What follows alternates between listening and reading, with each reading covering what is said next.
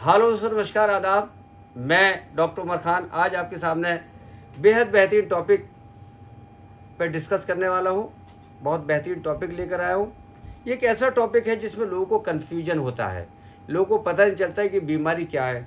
एक ऐसी बीमारी जो कई बीमारी से मिलती है। आज हम चर्चा करेंगे एक ऐसी बीमारी जो कई बीमारी से मिलती है।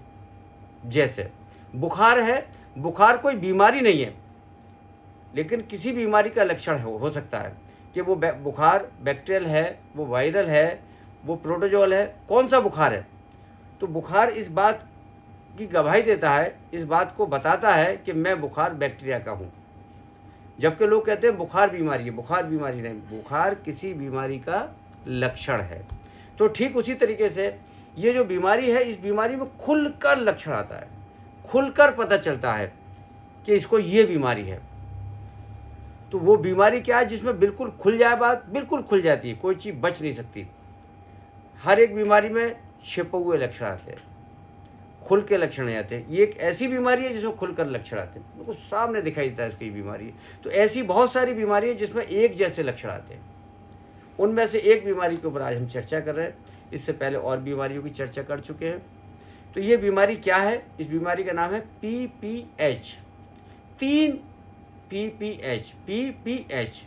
2 P से क्या? Post parturient haemoglobinuria. ब्याने के बाद, पोस्ट मतलब ब्याने, पार्चुरेंट मतलब बच्चा देना, और पोस्ट मतलब बच्चा देने के बाद हीमोग्लोबिन। एक ऐसी बीमारी जो ब्याने के बाद होती है। और हीमोग्लोबिन यूरिया का मतलब है खून के अंदर हीमोग्लोबिन आता है, और हीमोग्लोबिन का मतलब ये कि खून पेशाब का रंग लाल हो जाएगा। तो हीमोग्लोबिन किसके अंदर होगा? यूरिन के अंदर होगा। हीमोग्लोबिन का रंग कैसा है? लाल है। तो आखिर हीमोग्लोबिन पेशाब के अंदर क्यों आ जाता है? क्यों भाई? ये बड़ी बात है। ये हम अपने ऑनलाइन क्लास में भी बताते हैं, ऑनलाइन क्लास में बताते हैं, लाइव क्लास में बताते हैं, जनरल किसान को भी बताते हैं। क्योंकि बताने का उद्देश्य है आपको समझाना, बताने का उद्देश्य है कि आपके पशु सुरक्षित रहे। आमतौर से लाल पेशाब का मकसद क्या है? जब भी लाल पेशाब आएगा तो लोग क्या करते हैं? धड़ाक से उसके ऊपर क्या ठोक देते हैं? बेरिनिल। बेरिल का मतलब डाइजामिन एसोचुरेट या डाइजामिन डाई एसोचुरेट। डाइजामिन एसोचुरेट का मतलब क्या है? बेरिनिल। और डाइजामिन डाई एसोचुरेट का मतलब क्या है? प्रोजोमिन। अरे तुम तो सब जानते हो यार, महान आदमी हो गए इरफान मियाँ। अजीत, तुम्हें पता था? अलग अलग सॉल्ट है लेकिन उनका काम लगभग एक जैसा है। तो जैसी लाल पेशाब होता है तो लोगों के दिमाग में जाता है कि इसको रेड वाटर है। रेड वाटर है तो उसका इलाज क्या है?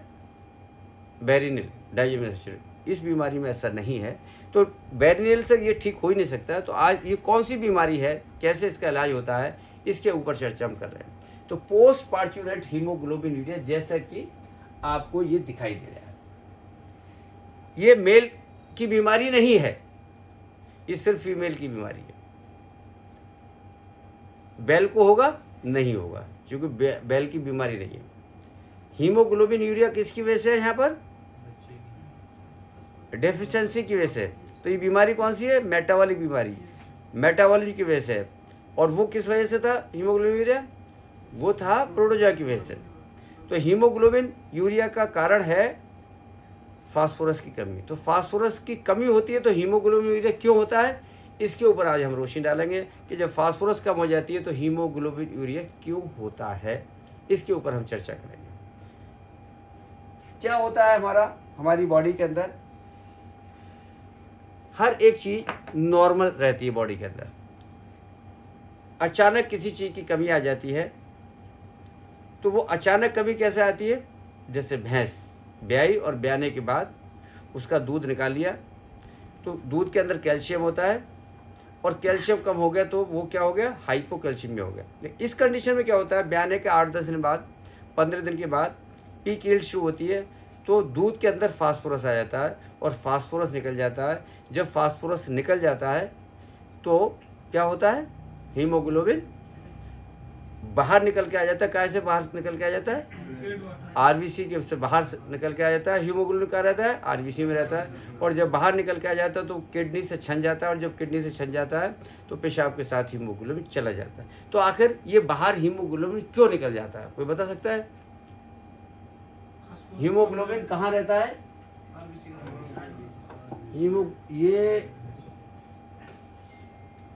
ये आरबीसी है पूरी, इसी के अंदर क्या रहता है? हीमोग्लोबिन।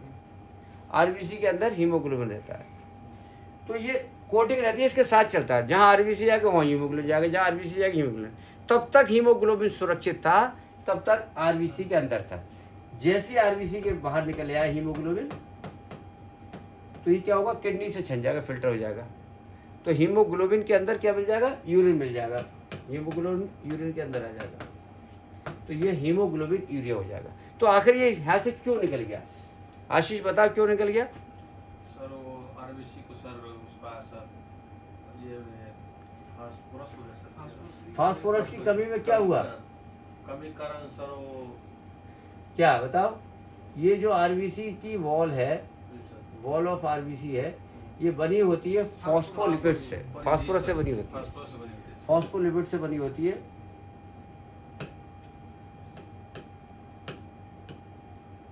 जब फास्फोरस कम हो जाएगी तो ये दीवार कमजोर हो जाएगी, और कम हो जाएगी तो और कमजोर हो जाएगी, और ये जब कमजोर होने के बाद लाइसिस हो जाएगा। ये यहाँ से ऐसे टूट गई, ऐसे हट जाएगी।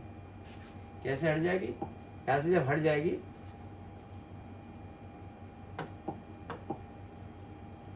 किस वजह से हटी है? फास्फोरस की वजह से। ये यहाँ से हटी, फास्फोरस की वजह से हट गई। चूंकि जो दीवार बनी थी फास्फोरस से बनी थी, और यहाँ से हीमोग्लोबिन निकल के बाहर आ गया। क्लियर? तुम समझ पा रहे भैया? नहीं, तुम तो डॉक्टरी करके आए 2 साल, अब ये तो क्या समझ में आता नहीं होगा कैसे क्या होता है। पेलम पाल बहरी नीले, पेलम पाल बहरी नीले, ये होता है नहीं, समझ में तो कुछ आता नहीं है।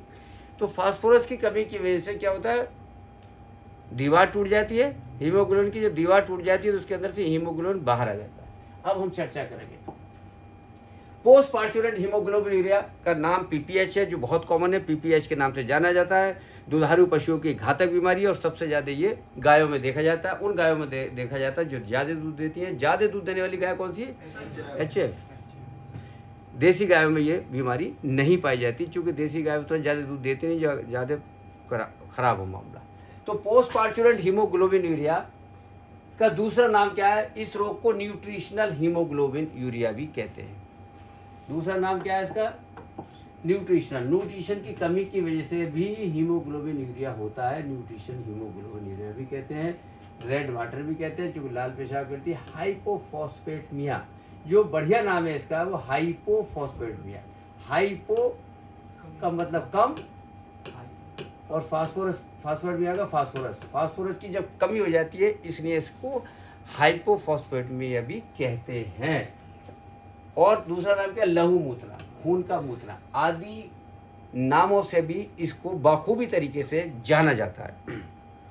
Nutritional haemoglobin urea, red water, hypophosphataemia, लहू मूत्रा आदि नाम से भी जाना जाता है। ये रोग गाय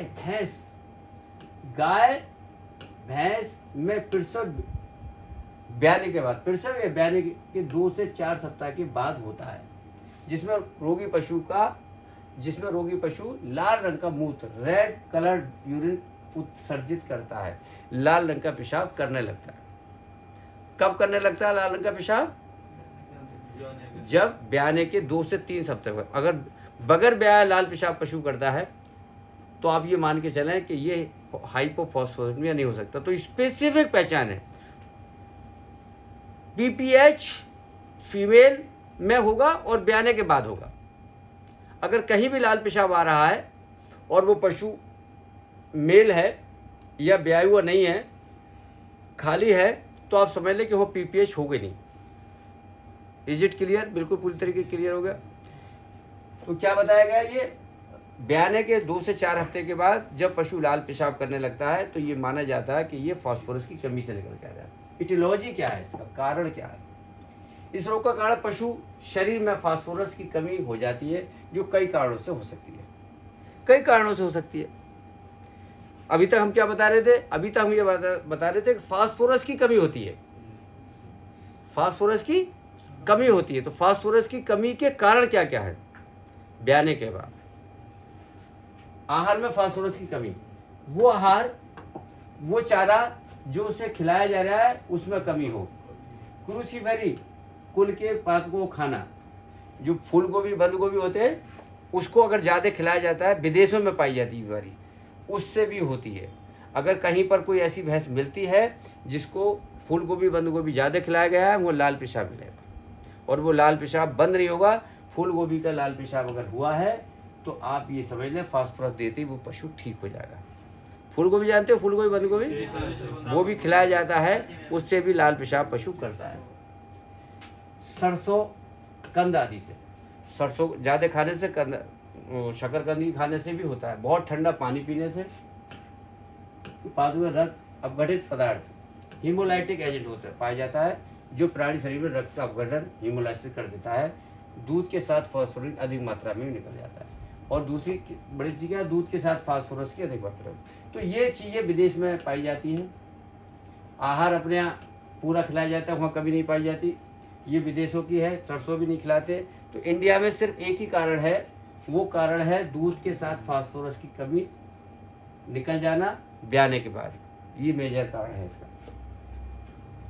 सर ज्यादा पश्चिमी यूपी में गन्ना डालते हैं सर, उससे भी तो हो जाता है। क्या ये डाल दे? गन्ना सर, गन्ना गन्ना, गन्ना। हाँ उससे भी होता है। एपिडेमियोलॉजी क्या है? ये रोग किसी क्षेत्र विशेष में हो सकता है, क्योंकि वहाँ की जमीन में फास्फोरस की कमी हो सकती है। वह वहाँ सूखे की स्थिति में हो सकती है, सूखे की स्थिति रहे तब भी इस रोग हो जाता है। ये रोग तीसरे व छठे दुग्ध काल में सर्वाधिक होता है, ये ध्यान रखना। डायग्नोसिस कैसे करोगे? ये कब पाया जाता है? ये नहीं 3 से छठे ब्यात में, मतलब पहलौन में, दूसरा तिबारे में नहीं मिलेगा। तिबारे जो भैंस ब्याई हो या चौथी बार ब्याई हो, छठी बार में, उसमें ये रोग ज़्यादा देखने को मिलता है। 3 से छठी बार दुग्ध काल में सर्वाधिक होता है। ब्याने के 2 से 4 सप्ताह के बाद रोग के होने की संभावना अधिक रहती है। 2 लक्षण आएंगे यहाँ पर। पहला लक्षण तो आएगा उसका ब्यात कौन सा है, तीसरा चौथा, और दूसरा लक्षण आएगा ब्याने के 2 से 4 हफ्ते बाद। दोनों चीज़ें आपके दिमाग में होनी चाहिए। सिम्टम्स क्या आएगा? रक्त की कमी, एनीमिया।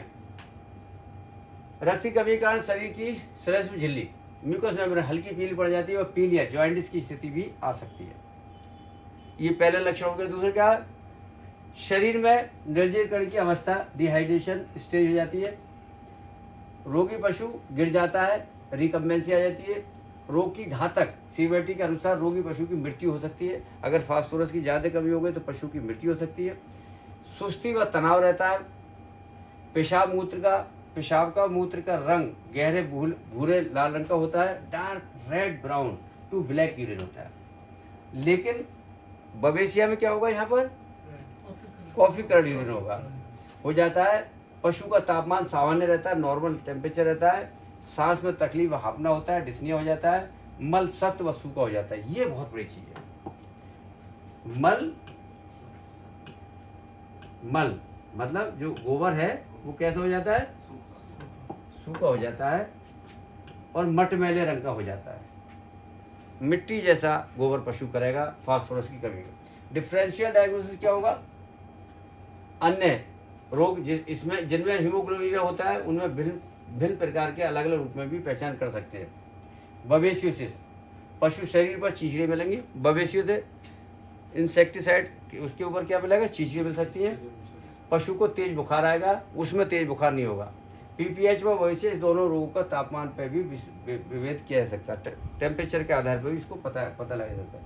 लेप्टोस्पाइरोसिस है, बेसिलरी हीमोग्लोबिन है, क्रोनिक कॉपर पॉइजनिंग है, एनाप्लाइजोसिस, तो इसमें भी ब्लड आता है। ट्रीटमेंट, रोग की घातक स्थिति में ब्लड ट्रांसफ्यूजन किया जाना चाहिए, जिसकी मात्रा रोग की घातक रोगी प्राणी के शरीर की भार पर निर्भर करती है। इसके अतिरिक्त पशु को डीएनए, सिंगल लैक्टेट आदि की आवश्यकता के अनुसार फ्लूइड थेरेपी देनी चाहिए। अब असली इलाज पे आते हैं हम। ये सोडियम एसिड फास्फेट, ये इसका इंजेक्शन है। सोडियम एसिड फास्फेट इंजेक्शन है इसका, जिसको आपको लगाना है। कितना कितना लगाना है ये बताएंगे हम आपको। क्या हो रहा है? टेंशन है। सोडियम एसिड फास्फेट, ये इंजेक्शन आता है आपका टोनोफास्फेन के नाम से, यूरेबिन के नाम से, ऐसे मान लो। तो यूरिमिन और टोनोफॉस्फेन 40 से 50 ml IM फॉर 3 days। समझ गए। इंजेक्शन फेरिटास 10 ml intermuscular for 7 days। Injection वेलामाइन और पेप्सिड बीको में 15 ml for 3 days। Injection CPM 15 ml for 3 days। साथ ही पशु को मुंह से भी सोडाफास का एक इंजेक्शन पाउडर आता है। सोडियम एसिड फास नहीं, सोडाफास आता है, फास्फोरस उसके अंदर होती है, मेडिसिन मार्केट में मिलता है।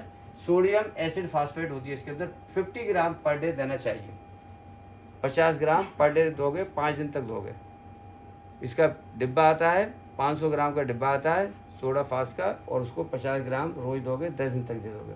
नियंत्रण कंट्रोल, इस रोग के नियंत्रण के लिए पशु को उसकी आवश्यकता के अनुसार व विशेषकर प्रारंभिक दूध से फास्फोरस की उचित मात्रा प्रदान करनी चाहिए। Powder metabolite mix 1 kg 100 gram per day they देना चाहिए। 1 kg का पैकेट आता है।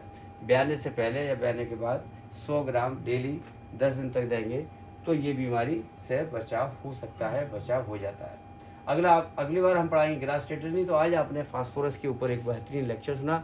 फास्फोरस की जो कमी होती है तो पशुओं में क्या दिक्कत आती है, इस तरीके से हर एक चीज़ हम बताते हैं, डिस्कस करते हैं। ऑनलाइन क्लास में बहुत सारे लोग जुड़े हुए हैं, बहुत सारे लोग पढ़ते रहते हैं। इस क्लास का मकसद है जो पशुपालक हैं वो अपने पशु को देख पाएँ, समझ पाएँ, जान पाएँ और अपने पशु को अपनी बीमारी के आधार पर प्रारंभिक अवस्था का इलाज खुद भी कर पाएँ। बहुत बहुत शुक्रिया, थैंक यू, धन्यवाद, आदाब। तो देखिए